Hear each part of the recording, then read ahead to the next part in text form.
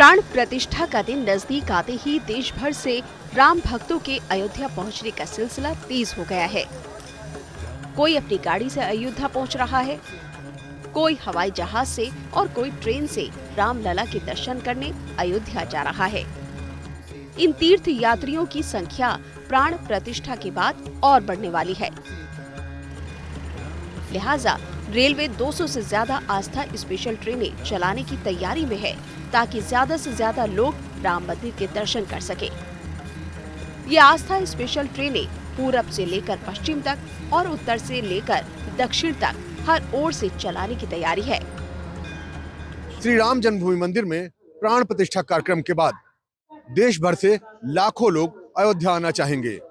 उनको आने में कोई परेशानी न हो, इसके लिए रेलवे भी तैयार है और 200 स्पेशल ट्रेनें चलाने जा रही है। इन ट्रेनों का नाम होगा आस्था स्पेशल ट्रेन।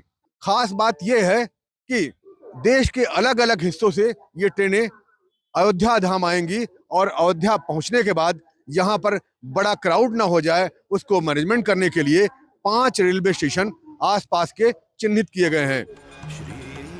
रेलवे की ओर से जारी सर्कुलर में कहा गया है कि इन ट्रेनों में टिकट की बुकिंग सिर्फ IRCTC के माध्यम से ही होगी और ट्रेनों में शुद्ध शाकाहारी भोजन भी IRCTC की ओर से ही मुहैया करवाया जाएगा।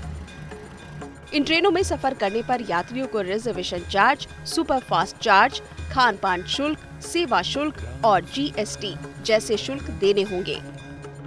इस ट्रेन की खासियत ये होगी कि ये अपने निर्धारित स्थान से बनकर चलेगी और जब आप टिकट बुक कराएंगे तो आपको रिटर्न टिकट करानी होगी।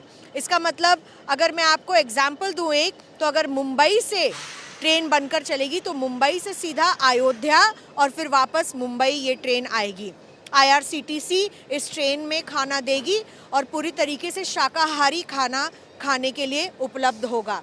टिकट की प्राइस क्या होगी वो अभी तक सरकार ने रिवील नहीं किया है, लेकिन साथ ही साथ केटरिंग, कुछ सुपरफास्ट सरचार्ज और GST वगैरह भी इस टिकट पर लगाई जाएगी। हालांकि क्योंकि 200 से ज़्यादा ट्रेनें हैं तो देश के विभिन्न कोनों से अगर बात करें दक्षिण भारत की या बात करें उत्तर पूर्वी भारत की, सब जगह से बहुत सारी ट्रेन्स बनकर चलेंगी। इन आस्था स्पेशल ट्रेनों को चलाने के साथ ही रेलवे ने यात्रियों की सुरक्षा को लेकर भी अभियान तेज कर दिया है। दीनदयाल उपाध्याय जंक्शन से आई इस तस्वीर में RPF और GRP की मुस्तैदी को देखा जा सकता है।